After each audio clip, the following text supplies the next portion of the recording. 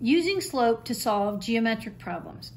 Remember the slope-intercept form. That was y equals m times x plus b, where m equals the slope and b equals the y-intercept, which means wherever that line crosses the y-axis.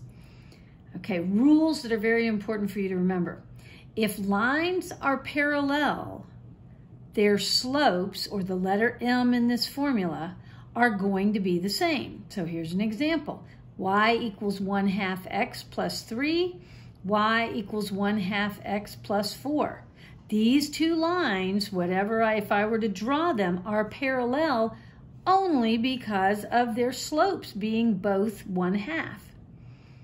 If lines are perpendicular, their slopes will be negative inverses of each other. So let's talk about what that means. So in this first example, I have y equals 2x plus 3. Well, the 2 is in the position of the slope, so it's telling us that this first line has a slope of 2. So for the next line to be drawn perpendicular, I need to have the negative inverse of this. Well, right now, it's a positive number 2, so the negative is going to be negative. But the inverse is the next key word. Inverse means to flip this. Right now, it's the same as 2 over 1, and so to flip it, it is going to go to the fraction 1/2. So the negative inverse of the positive number 2 is negative 1/2. Because it went from positive to negative, and then it went from the whole number 2 to the fraction 1/2.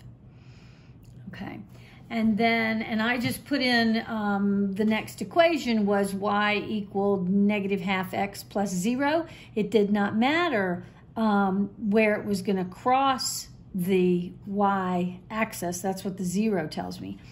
It's just telling me that these two lines are perpendicular to each other because their slopes are negative inverses. Okay, here's an example I drew on a little graph. I show 3 lines. I have a line A, which is running, and it's going through the origin of the x and the y axes. I've drawn line B, and it is actually parallel to line A, and I've drawn C, which is perpendicular to both the A and the B. So let's look at the equations that I wrote over here next to each of these lines. So the letter A says y equals 3/2 times x plus 0. Because of the plus 0 and the other two equations have a plus 4 and a plus 2, I know that line A is going through the origin because the y-intercept is at 0. So that's where A is crossing the y-axis, the vertical y. Okay, so A is running through the 0. Now, on line B, because it's got the same slope, 3 over 2, and it has a number 4 in the place of B, the intercept, I know that line B needs to be crossing the y vertical axis at number 4. And if we count up 1, 2, 3, 4, you can see that that's what's happening. It's crossing there. Then on line C, look at what's happened to the slope. My original slope was a positive 3 over 2. Line C is perpendicular, so it is having a negative inverse.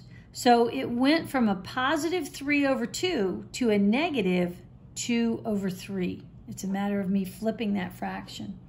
So that tells us it's perpendicular. And then if we look in the formula here, I have a plus 2. The 2 is in the B position, which is the intercept, the y-intercept. And you can see that it is crossing the y-axis at the number 2.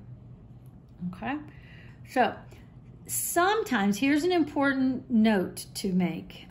Sometimes the equations will not be written in the form of y equals mx plus b. I want you to always rewrite it to put it in that correct order. And until you do that, you're not going to be able to see exactly what is the the y-intercept or the slope. So please be sure to always rewrite it. So here's an example. I'm starting out with something that looks like y minus 2 equals 1/3 times parentheses x plus 2. So first of all, I want to do any kind of distributing that I need to do. And I've got y minus 2 on the left-hand side, then the equal sign. Then I have 1/3 times x plus 2/3. That's what 1/3 times the 2 is.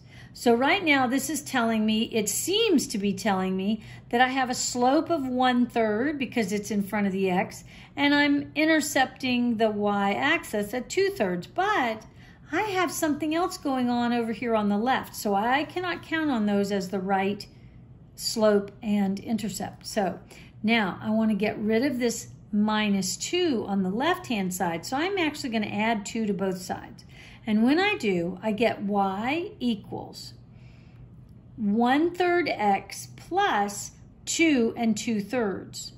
And so now I can see that the 1/3 is in fact the slope. That much is right. That's not always the case, so be careful on that. But anyway, in this case it stayed the same. But then I have plus, instead of plus plain 2/3 as the b, as the y-intercept, I have 2 2/3. So that's tells me a completely different position that this line is taking when it crosses the y-axis. So be very careful about putting that line in the correct order. And that you're just going to treat that just like you would any inverse operation. We're just not trying to actually solve for the x and the y right now. Okay? All right, here is an example where it might ask you which equation is parallel to line NP. So on my picture, I have NP is a line that is being drawn. It's got a positive slope. So I'm starting in that lower left quadrant and I'm going up into the upper right quadrant. And we want to know what the equation is. Let's see. And actually we want to find an equation that's parallel to this line. So first of all, I need to figure out what the slope of this line is, because if it's parallel, it's going to have exactly the same slope. So I am going to draw my right triangle. I see where my point P is at the position of 3, 1.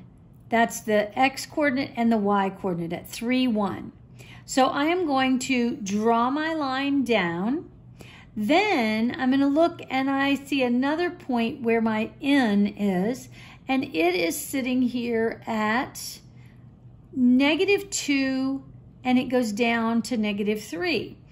Well, I want to draw my horizontal line over so that it intersects that point.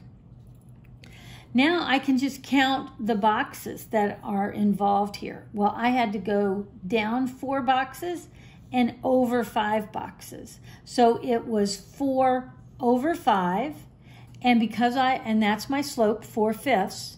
And because that was the slope, I am looking at the slopes of my answer choices, and I want to find exactly that same slope. Well, in my first answer choice that I have here, my slope is 5 over 4. That is not the same. My second choice is a -1/5. That is not the same. The third choice is a +4. That's not the same. Finally, I get y equals 4/5 x minus 4. That 4/5 is the same. It didn't matter what anything else is doing. All I'm worrying about is the slope, and that's what's going to tell me if it's parallel. So, then another question. What is the slope of line MP?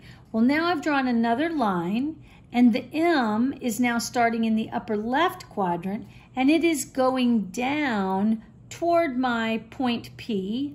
And so we know that because the direction of the line is going downhill, it is going to be negative. So I know that right off the bat. but I need to find the rise and the run. So I'm going to draw my right triangle.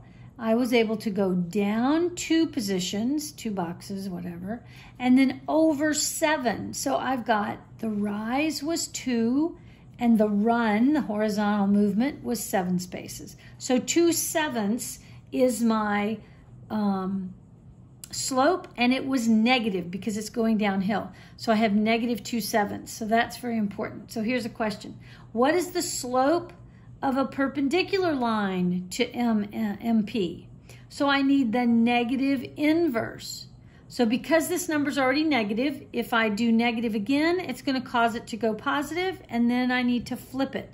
So it should become positive 7/2. And there is how we get to that. So negative 2/7 is perpendicular to a slope positive 7/2. And that is all there is to that.